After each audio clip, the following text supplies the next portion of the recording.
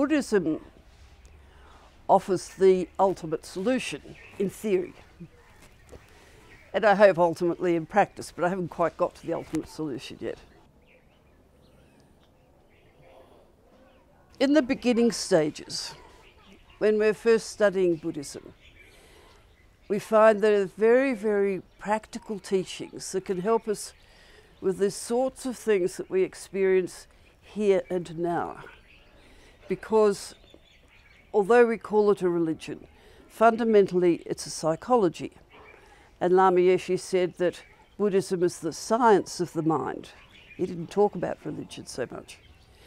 So because it's a psychology, and because humans are pretty much the same regardless of their cultural background, which could add certain differences, the reason why people get angry, the reason why people get frightened, the reasons why people get depressed, the reasons why people are unhappy, the reasons why people are caught up in addictions, all these come from common processes in the mind.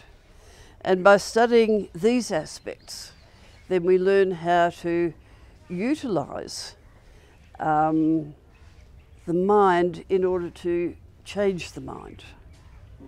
Now, it's one thing to study about emptiness. Everybody talks about emptiness. And one of the things, first things my son asked me about Buddhism was, what's all this emptiness stuff about, Mum?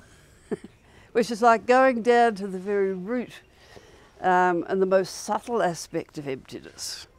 And that's all very well. It's like saying, well, everything is the way it ought to be, the way a lot of people say it. Everything's the way it should be. Well, it might be, but that doesn't help to explain what to do here and now when somebody's about to hit you over the head with a big bat. You don't say, well, the bat is empty, it has no inherent existence. You get out of the way. Quick thing to do. So we need this practical aspect to it. And these practical aspects are not separate from the study of Buddhism, study of emptiness. These practical aspects are the methods by which we understand the heart of emptiness. So by the heart of emptiness, what I mean is that when we talk about the ego, then the words that we use, we say the ego is something, it comes from the idea we have an inherently existent self. Now those words, inherently existent self, we think we've got something sitting inside there which has come from before, goes on forever and ever, and will always be there and doesn't change, and so on and so forth. And we want to protect it, right? So emptiness says there is no inherently existent self. Our reactions to things are the way our ego is reacting to what's happening out there. So if somebody comes running down this hill with a big piece of wood and is about to knock me on the head, first of all, I'm going to jump out of the way. And then I'm going to say, well, why is he doing this? What's going on? And maybe there's something in me that needs to change, something in him that needs to change.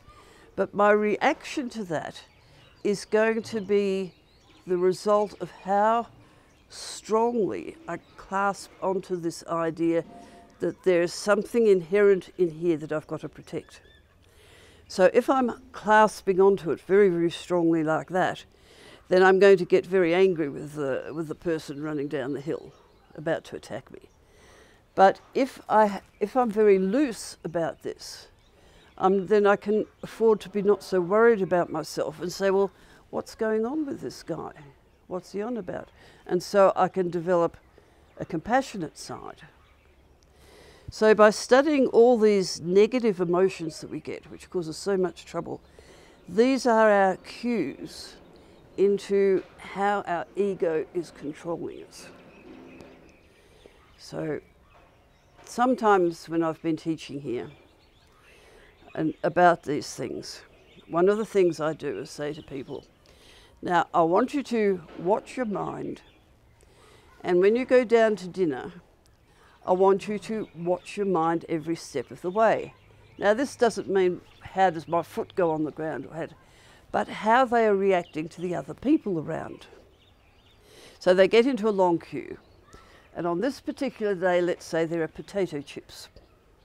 And everybody likes potato chips, so the first people in the queue tend to take a large amount, and then as you go down the queue, the pile of chips gets lower and lower and lower. So what are the people at the end of the queue thinking? How dare those people take more than their fair share? It's not fair. Why can't I get some? All these sorts of questions are all arising from this ego. So this is why Buddhism can be very, very practical when you understand how to apply it. Why do I get upset? Why do I yell as soon as I get out of my bedroom in the morning at everybody in the house? I'm already in a bad temper. I've already made assumptions about the day. It is my ego which is saying things are not going the way you want them to, and it's their fault. Not your fault, their fault, always. So until we stop and study the mind, we can't see how that functions.